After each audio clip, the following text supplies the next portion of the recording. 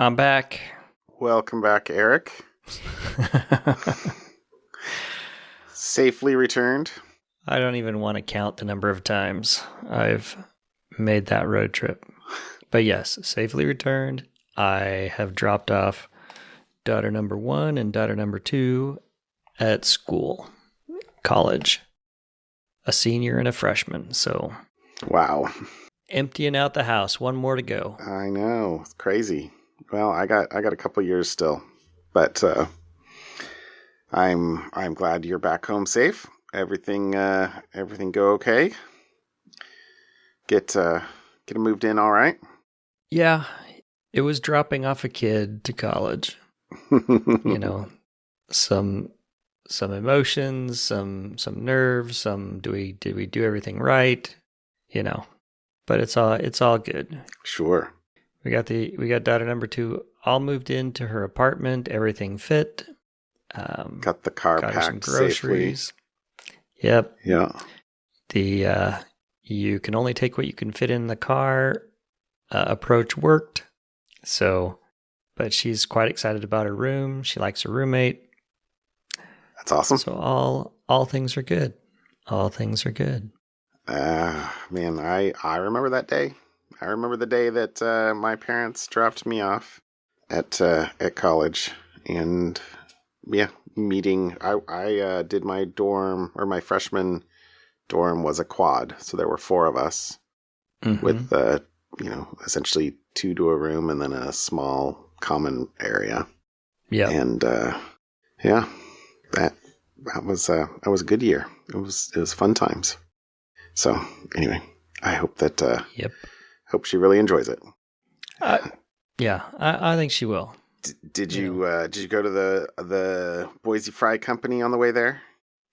No. I don't know why. I so want to go try that place. Probably because of how much I love French fries, but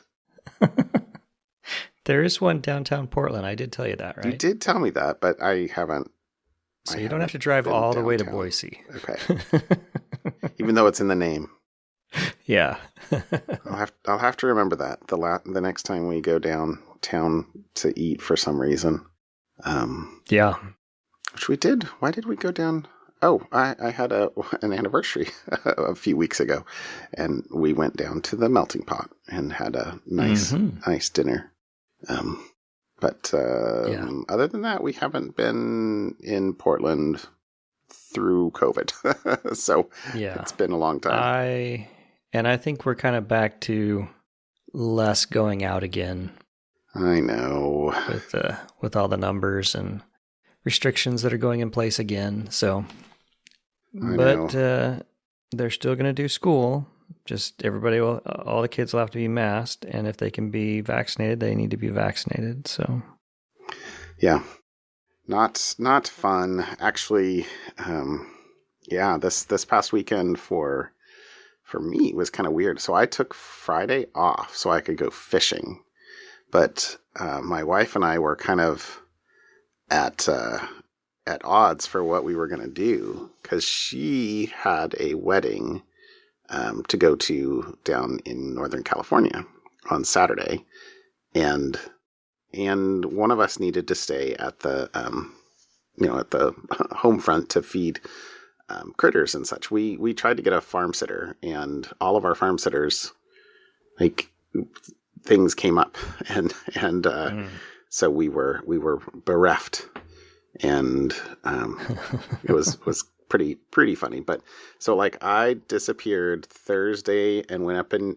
camped so that I could get up at 5 a.m. on Friday and go out fishing on the Columbia for Chinook salmon, and then went, fished all day, drove home Friday night. My wife left Friday morning, so the kids were just at home for all day Friday. My wife left Friday morning for like a 11 or 12 hour drive down to California, so she could go to the wedding on Saturday and then turn around and drive 11, 12 hours back Sunday. So that was that's like Sacramento area then. You said Northern California. Yeah. I was thinking Shasta or it's farther south. But... Yeah. Okay. I think she said it was 11 hours, but I don't quite remember. Um, but I mean, that may have included stopping to eat. I didn't actually. Well, to be fair, as far as Californians are concerned, anything north of LA, which is in way Southern California, is considered Northern California. That's true. There's LA and Northern California is pretty much how. Yeah. Well, this was in the Ukiah area. So I don't actually know. I don't remember where Ukiah is. It's south of the Redwoods though, because we've driven through the Redwoods to get there before. And it's been years since I've been there, so it's all good. But I caught a salmon on Friday, which was fun and awesome. And so came home with some salmon, which we were going to have for dinner tonight, but forgot to take it out of the freezer. So tomorrow night is the plan. Okay. For eating some of it at least. But I mean, the guys I was with actually gave me more than my share. So we caught two. We caught one silver and one king, or one Chinook. Okay. I guess they call them coho and Chinook these days. So that was cool. It was fun. And the one that got away, a dang sea lion. Well, I'm not sure if it was a sea lion or a seal, but it was hooked or had a hold of the fish that was hooked and was spooling the line out very quickly. We had, as we were trolling along, their heads were popping up behind us a couple times, like, come on, catch something for me.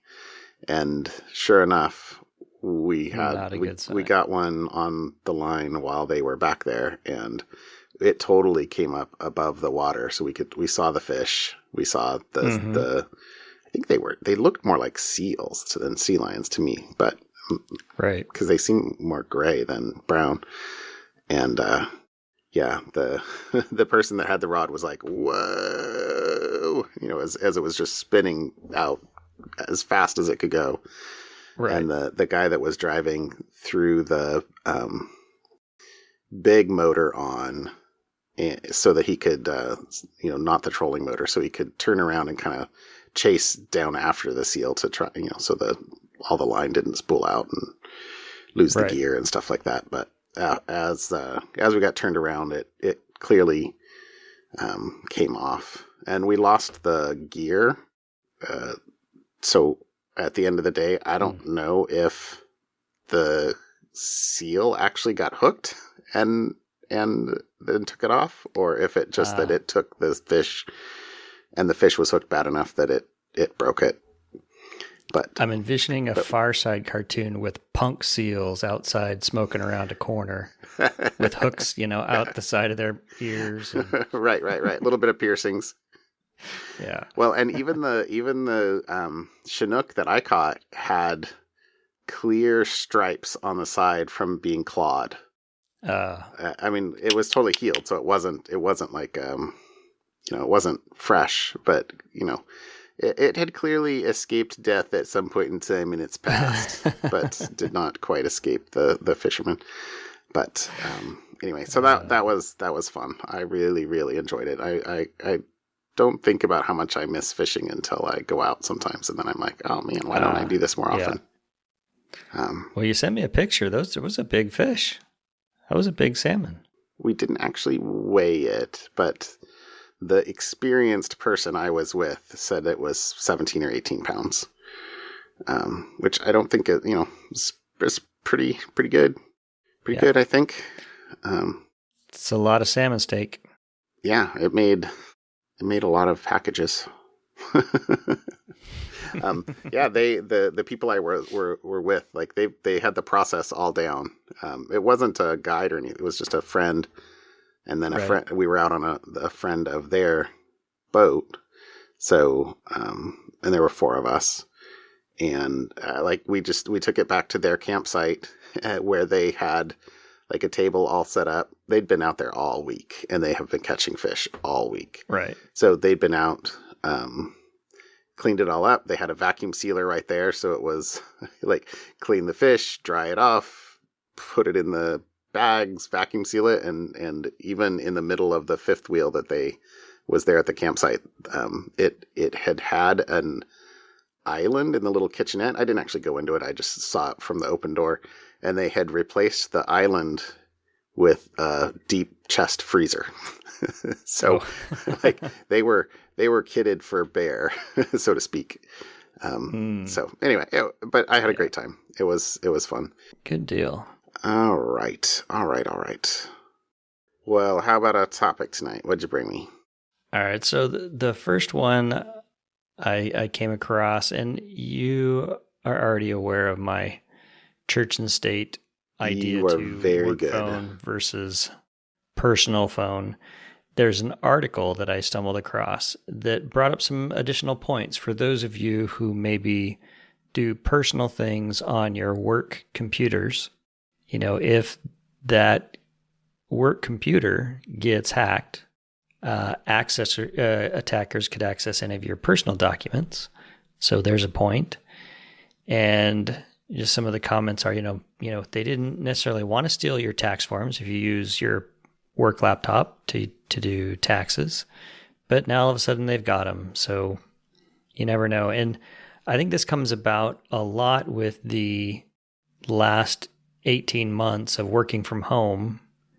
A lot of people, especially in the tech industry, working from home, they can take a probably nicer, fancier work computer, laptop, to play games on or do whatever, as opposed to spending money to upgrade their personal laptop at home. So it was just an interesting comment on that around hackers. But another point that it brought up is generally as well, if you start using your work laptop for some personal research or, pulling together some cool idea that you may want to create, invent, or whatever, if it's on your work computer, if you started drafting that on your work computer, your organization might be able to claim ownership of that.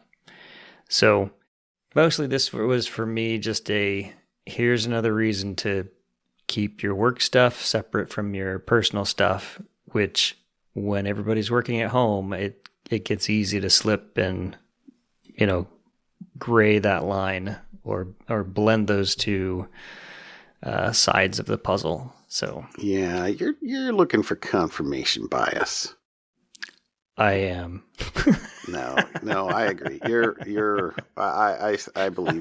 believe that you have the clearer and cleaner path on that. I just am not willing to carry two phones.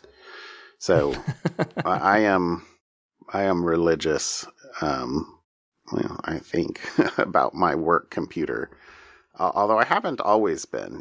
Years ago, I know I definitely did things like played games on my work computer and stuff like that back,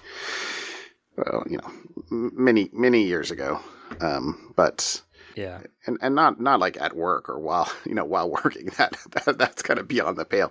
But back in the days when I remember traveling and I wasn't doing the same thing. I wasn't carrying two laptops. But yeah, that was a long time ago. The other thing the article points out is, depending on your organization, they might have access to everything that's on it already anyways. And so anything you do, like if you put personal photos on there, they might be available to, work.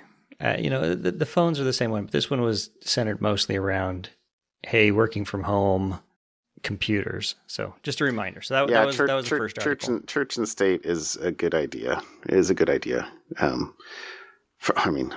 For sure for computers. And I am, this is a do as I say, not as I do. It's a better idea it's a good idea for phones as well. I like I said, I'm so not willing to carry two phones. And I'm very available on my phone, which is just nature of our work. So my phone is rarely more than an arm's length away. Pocket or charger. But anyway, yeah. All right. And then my second article is a Bitcoin blockchain one. So this one is around a user who was digitally mugged for about $1 million worth of Bitcoin in 2018. Oof. And so this person started tracking them down, hired investigators to go dig around and find out who stole his Bitcoin. And it turns out that they were two young, underage kids in the UK who had basically developed a piece of clipboard stealing malware that, they had a fake version of one of your Bitcoin wallets. And when you went to cut and paste your, that functioned, and when you went to cut and paste the Bitcoin address that you wanted to send money to, it replaced it before the send happened with their Bitcoin address. And once you send it, you don't know. So the interesting thing about this one, I mean, this happens all the time. It's people stealing Bitcoin. I don't think that's the unique thing here. This one is the guy actually spent time tracking them down, sent a letter to the kids' parents saying, hey, your kids stole my stuff. Maybe they thought it was funny. Just return it and we'll all be good. And you would think, okay, well, whatever, we'll see where that goes. Well, they didn't respond. And apparently now they're responding. And one of the defendants, the parent, so he's essentially started suing the parents for, hey, give me this back. The parent said, hey, nope, not going to. And not because they are saying my son didn't steal your Bitcoin. They're saying it's out of the statute of limitations. It's too late. You should have come after this a while ago, because after this, outside the 2-year statute of limitation, we don't have to return anything. Why would there be a 2-year statute of limitations for theft? No idea. That seems... No idea. But so it's a Krebs article, and it goes into a little bit of detail about how it works, but then it talks also about how a lot of these crimes are being committed by juveniles, and there really isn't a good juvenile justice system that's designed to go after kids doing this type of digital crimes. Right? There's a lawyer quoted in here he's been involved in a number of lawsuits involving kids who've been accused of stealing and laundering millions of dollars of cryptocurrency. And, it's extremely expensive and very difficult to track people down. So, and then, of course, Bitcoin is also, the guy filed a lawsuit in Colorado. The teens are in the UK. So your international, the international laws and whatnot. So it was an interesting read, and that is my second note for the week that caught my eye. I hope that he wins his lawsuit, I will say. Yeah. I have a very hard time believing that there would be a 2-year statute of limitations on theft of that magnitude. Well, I think at the time, so this is 2018, so at the time, Bitcoin, it wasn't $1 million worth of Bitcoin in 2018. Sure. But still. Yeah. So I think 16 and a half Bitcoin back. Mm-hmm. All right. Well, nice article. I hadn't read that one. That's good. Let's see. I brought two. The first one is a driver vulnerability. So this is in, so I actually saw this on Twitter. It must have been retweeted by somebody I follow, because I don't follow the guy who actually posted it. But I I saw it and I was like, oh, okay. It was that Razer didn't respond. So here's a freebie. And he posted a video. But so this is Right. a vulnerability. So Razer makes mice keyboards. In fact, I am using a Razer mouse. I am using a Razer keyboard. My clicky keyboard clicky. that occasionally we're unable to mute because I'm typing while I'm talking or something like that is a Razer keyboard. And so Windows, if you plug in a Windows 10 or 11 at least, when you plug in a Razer mouse, will helpfully download and start installing the company's software to set up sort of the advanced features of the mouse and keyboard. So, it's called Razer Synapse. And, it's what lets me, well, hypothetically, if I had it running on my Mac, it hypothetically will let you change, like, for example, my keyboard has backlit stuff. So you can change what color you want it to be, and you can, program all the different keys and stuff like that. Anyway, there's a vulnerability in the Synapse installer that lets you do a local privilege escalation to system. So Dun, dun, dun. since the software, since Windows helpfully downloads and starts installing the software by just plugging in the device, that means that all you need is a Razer mouse and access to a laptop, and you can escalate to system. So, and the the way that it's done is similar to a vulnerability that one of our friends actually submitted a couple years ago in a oh, come on, what's the Windows voice assistant? Windows my Hello? brain is Or Cortana? Cortana. Thank you. Yeah. That's what I was trying to remember. Anyway, so basically, when the install is running, you can just hit next to install it in the default location. But if you say you want to change the location of where you want to install the software, it'll pop up a Finder window or a Explorer window. And Finder window. Sorry, my Mac bias. It'll pop up an Explorer window. Okay, fine, but you can right-click on the Explorer window and say Open PowerShell here. And if you do that, it opens a PowerShell prompt with the user under which the process is running, which is a driver installer, it's system. So, right. There's basically no quote-unquote hacking required to do this. There's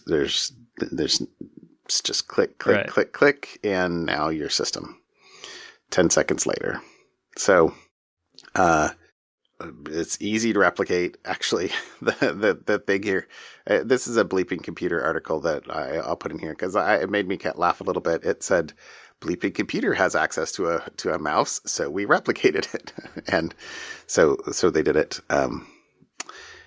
The end of this, though, is actually kind of a happy ending in the sense that, well, it's not a happy ending in the sense that now everybody knows that this is available, but it was posted initially with the comment that, hey, I tried to contact Razer about this. They wouldn't get back to me.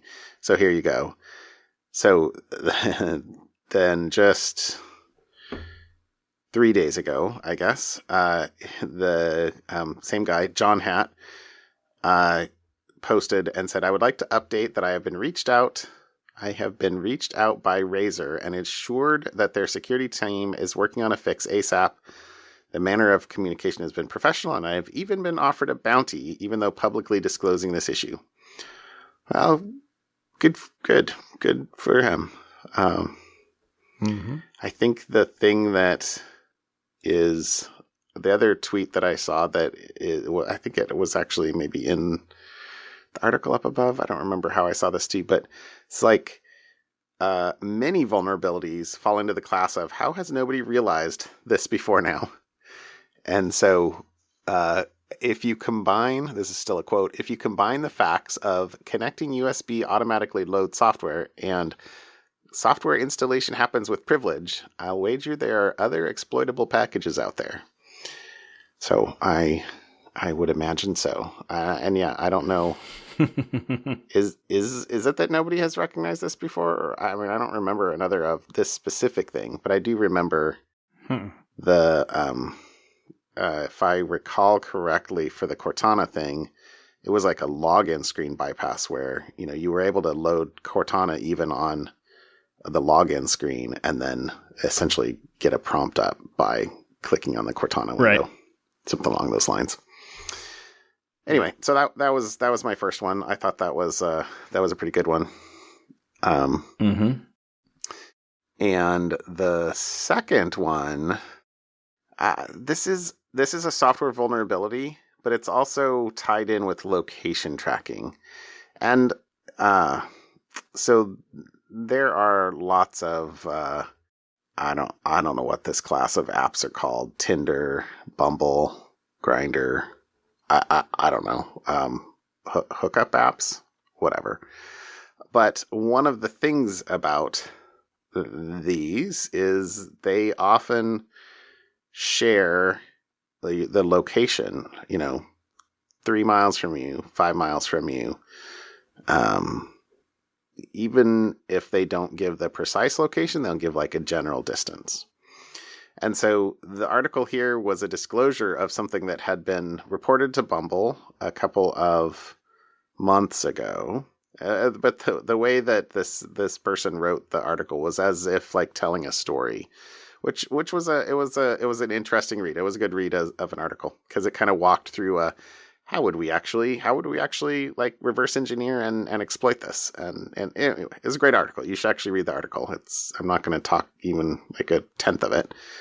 But at the top of this, I guess it's Robert Heaton, so it must be him. He specifies that, Tinder has been vulnerable to a couple of these over time. Like at the very beginning, up until 2014, it says the Tinder servers actually sent over the wire the exact coordinates of the potential matches. So if you snooped your traffic, you could actually see, like, to the nth decimal place, the Latin long of the people that they were suggesting that you meet. So that's bad. So they fixed that, and then just did a rounded distance of 3 miles away, 8 miles away. But then if you looked at the actual traffic itself, it actually sent it says it sent those distances to the app with 15 decimal places of precision. So you're 3.12179 blah, blah, blah, blah, blah miles away. So if you basically either moved, some distance away and then asked again, and then moved some distance away and asked again, you could get, sort of 3 circles that told you the exact distance, and presuming that the target didn't move, or presuming that you actually spoofed your distance and you actually made the requests, within seconds of each other, but from broad distance or longer distances, you would then be able to basically say, okay, well, wherever these 3 circles intersect, boom, that's actually where the person is. Right. And they said this is called trilateration, not triangulation, which is kind of cool. But anyway, so the fix to that is that the rounding and calculating of the distances are all happen on the server side, not on the client side. So, you're only ever getting, sort of like 1 mile bands. And, a 1 mile band is a pretty big distance to try and actually, quote unquote, precisely locate somebody.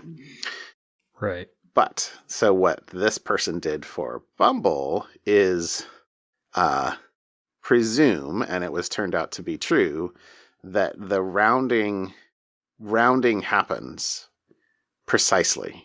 So if you say that, hey, how far am I? 3 miles, and then you walk like, a tenth of a mile and say, how far am I? 3 miles, and then you walk, quote, or move your virtual lat long that you're posting to the server another tenth of a mile, do that 10 times and see exactly when it flips to say, hey, now instead of 3 miles away, you're 4 miles away. Then you could kind of go in like hundredth of a mile increments and see exactly where it is, and basically repeat the exact same attack as if they were giving you precise distances by figuring out exactly when the round happens to, right. When exactly either 3 to 4, which it turns out to be exactly what they were doing. And so they created 2 accounts, got them matched, and then spoofed one of them moving slowly away until they found the distance flipped. They actually found that the Bumble app didn't round, but used the floor, which I don't like. I went to, they probably want to show people that's closer instead of farther away. Like if you're 3.51 miles, they actually want to say you're 3 miles away instead of 4 miles away. Cause there's, I don't know, seems like there'd be some disincentive, for distance there. But, anyway, so I thought that this was an interesting vulnerability, interesting, article. And then, we've been talking at least a number of times recently about how hard it is to, protect location, and how easy it is to track people by their locations. So location is hard. Yeah. There you go. So that was my second article. Yeah, that I like those kind of figuring things out using math. Right? It was a really well written article. It was really well written. Math is always right. Yeah. Yeah. Anyway, it was a good read. There you go. Cool. All right. How about something fun tonight? What'd you bring? All right. So I brought a Wired article. It is about batteries, and not your average battery. These are radioactive diamond batteries. What? That are made from nuclear waste. So these are batteries that they're not like your smartphone or cell phone battery. These are not going to replace the thing in your cell phone. That these are nuclear batteries or beta voltaic cells that produce just tiny amounts of power for a long time. Something on the order of, what did it say? It doesn't matter. Anyways, these are batteries that just trickle out a very small amount of power as the radioactive waste decays. And so these things, you could put these radioactive batteries or nuclear batteries, they call them. And they say they're very, the shielding needed for the radioactive can be a few millimeters thick. So it's not, and then once it finishes decaying, it's inert. So I don't know if inert's the right word. It's not. But that it'll finish decaying in like 2,000 years. Yeah, it'll finish decaying in several thousand years.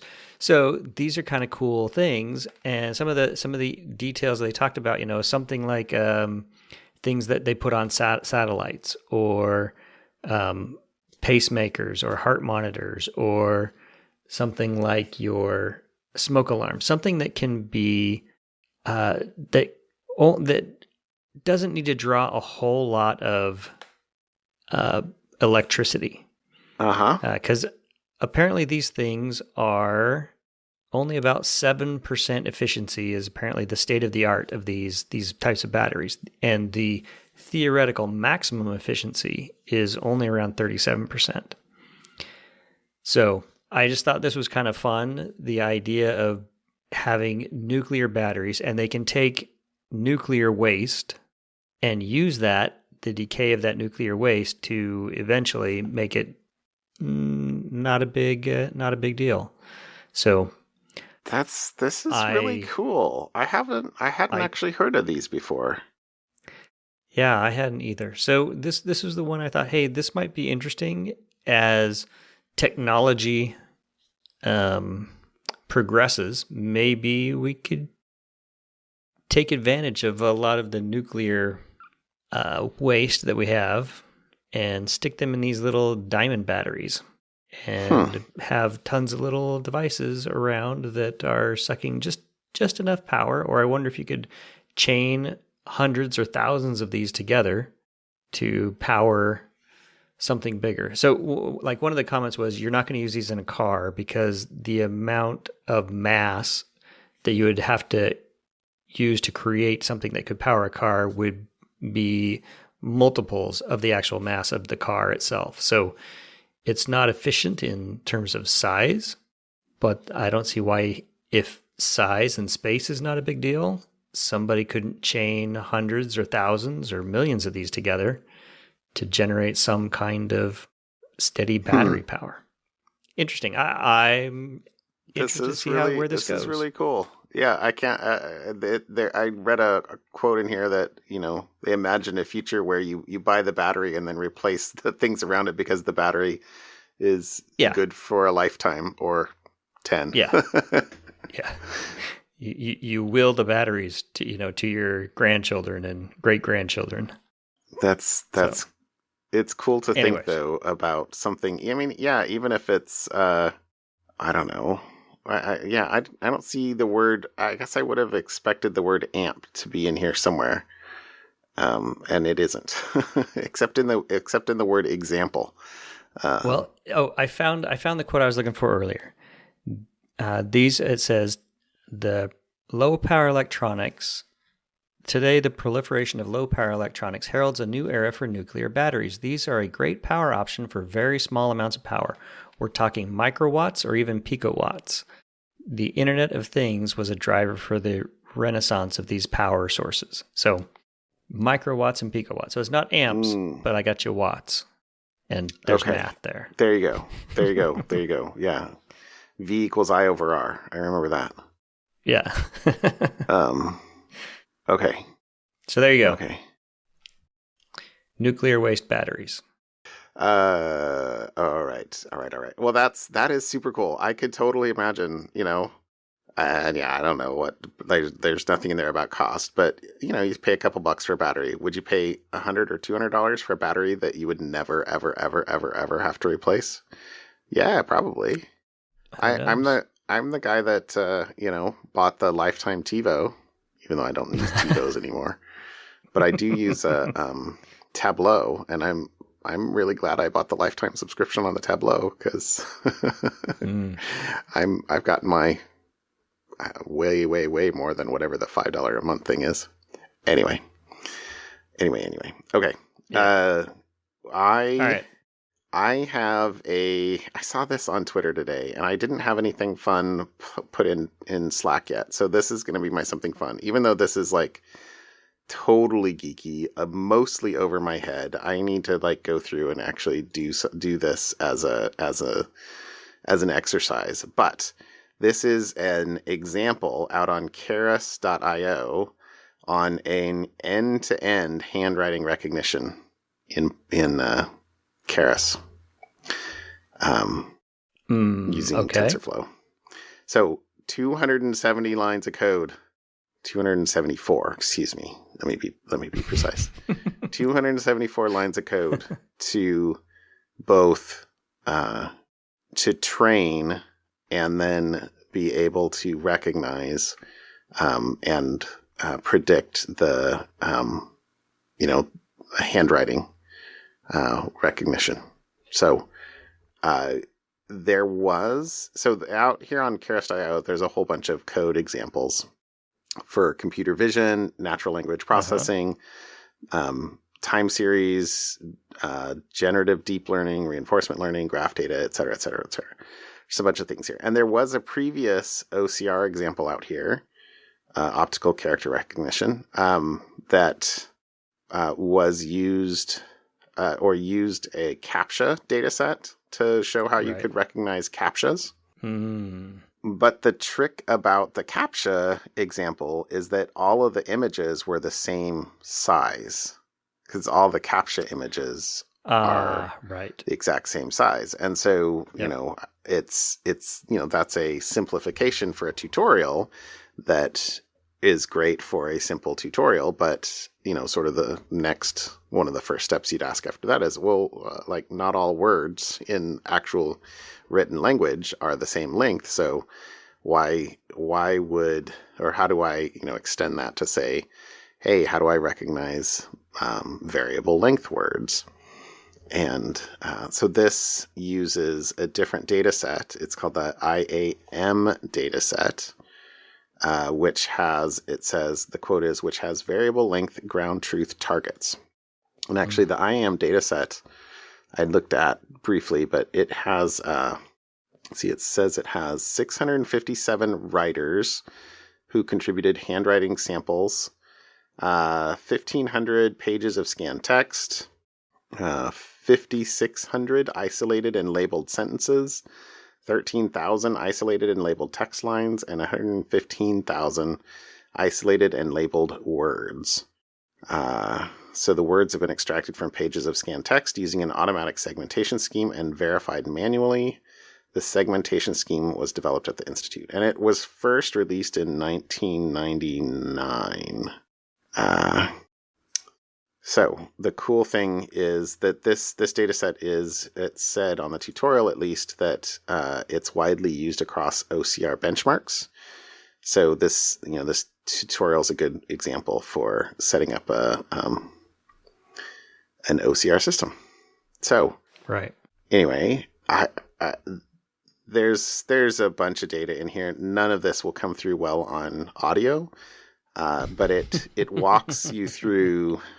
You know, it walks you through end to end, importing the data, splitting it into training and test sets, building, let's see, it says doing the data input, visualizing, building the model, figuring out your evaluation metric, training, and then running inference on other samples.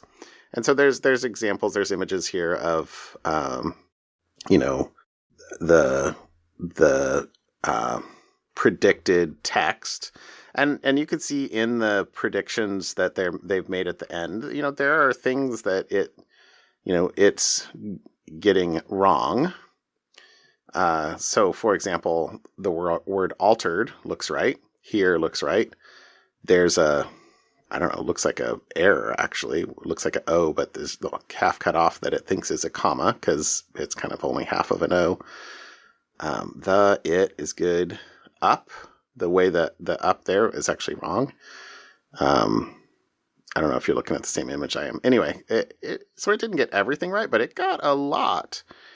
And then the final cool thing about this is that it says it's compatible with TensorFlow Lite, so it's small enough that you could actually use it inside a mobile application. So this is the sort of thing that presumably you might integrate into a app to recognize text on photos and stuff like that. So, which, by the way, I guess is a feature coming in iOS 14? What's the next iOS, or 15? I don't even remember. 15. I'm really excited about that, actually.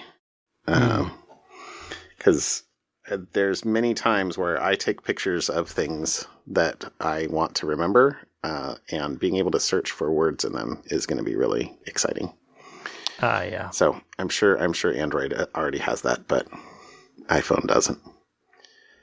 Anyway, so this was my something fun. It's a tutorial on how to set up your own OCR system and train a machine learning model to recognize handwriting text, and not just OCR. Sorry, OCR of printed things is, I guess I would say, easier, but recognizing handwriting is kind of cool. I'm training a model for it. It's awesome. Mm-hmm. Yeah, very cool. I thought this was cool. So there you go. Nice. Something fun. All right. Well, let's close it down and let you go. All right, dude. Have a good night. I'll talk to you later, Eric. See you later. Bye.